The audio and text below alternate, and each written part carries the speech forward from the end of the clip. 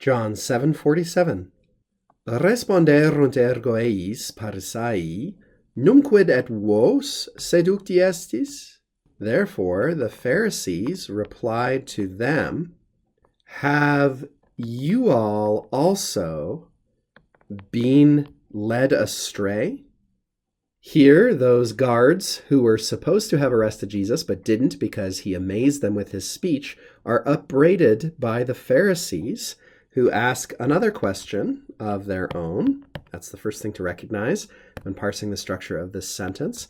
We see our word respondeo, yet again here, very common verb in the Gospels and the Vulgate as a whole, as a matter of fact, and in Latin generally, and it's easy enough for us to recognize every time it pops up from the easy English derivative that we know so well. Eis, that's our dative of the person, or in this case, the people responded to, the people answered by, in this case, the Pharisees, Pharisai. And they start with this sort of untranslatable word that we've seen a number of times, which just indicates that there's a question coming. And here's the question, et, and this is a significant et. This is an also et. Are you all, in the southern United States, we say y'all.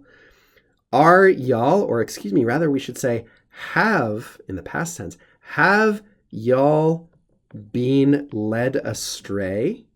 Now this word comes from seduco, to lead astray, to lead off of the path is kind of the literal meaning, but by transference it can be applied to a lot of other situations, and ultimately to any situation in which someone is being corrupted. I mean, usually it has a negative connotation, not in every single case, but generally it's not a good thing to be seducti.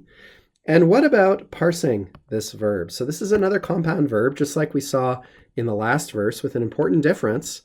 It's not a deponent verb.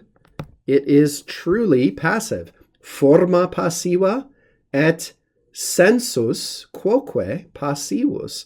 Both form and meaning are passive.